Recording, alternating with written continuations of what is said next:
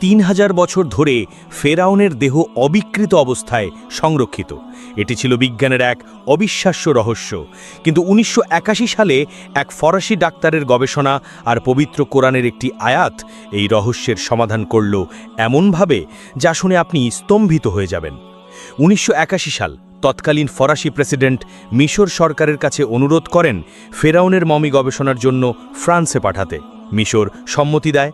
লাশটি যখন ফ্রান্সে এসে পৌঁছায় তখন যেন তাকে স্বাগত জানানো হয় একজন জীবিত রাষ্ট্রপ্রধানের মতো। বিমানবন্দরে উপস্থিত ছিলেন ফরাসি সরকারের উচ্চপদস্থ কর্মকর্তারা। এরপর মমিটি রাখা হয় একটি বিশেষ গবেষণাগারে।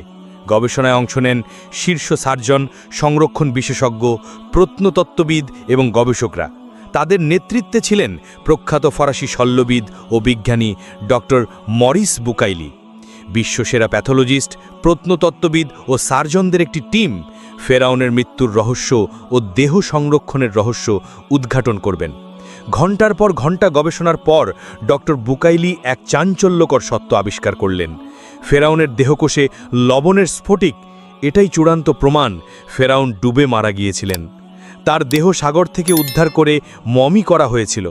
কিন্তু এখন বুকাইলের মনে নতুন প্রশ্ন, অন্য মমিদের চেয়ে ফেরাউনের দেহই কেন এত অবিকৃত? যখন তিনি রিপোর্ট লেখেন ফেরাউন ডুবে মারা গেছেন, তখন এক মুসলিম সহকর্মী সতর্ক করলেন, ডক্টর, এই ফলাফল প্রকাশে সতর্ক হন, এটি কোরআনের বর্ণনার সাথে মিলে যাচ্ছে। অসম্ভব, 1400 বছর আগের গ্রন্থে এ তথ্য কিভাবে থাকতে পারে? সন্দেহে আচ্ছন্ন বুকাইলি রাত জেগে কোরআন খুলে বসলেন।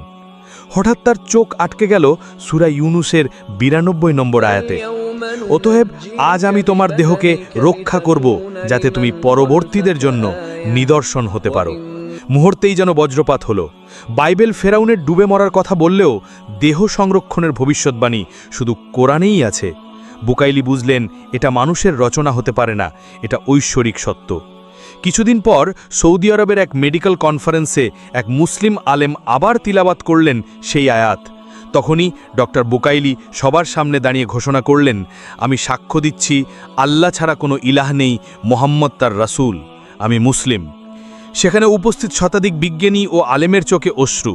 বুকাইলি লিখলেন বিখ্যাত বই the Bible, the Quran and the science, যা বিশ্বজুড়ে আলোড়ন তুলল। অসংখ্য অমুসলিম এই বই পড়ে ঈমান এনেছেন। ফেরাউনের দেহ আজও সাক্ষী দিচ্ছে অহংকারের পরিণতি। আমি তোমাদের সর্বোচ্চ রব, স্মরণ করো আমি কি তোমাদের রব, সূরা আরাফ 172। আল্লাহর শক্তির নিদর্শন, নিশ্চয়ই আমার আযাব ভয়ঙ্কর, সূরা দুঃখানের 16 নম্বর আয়াত। কোরআনের অলৌকিক সত্যতা,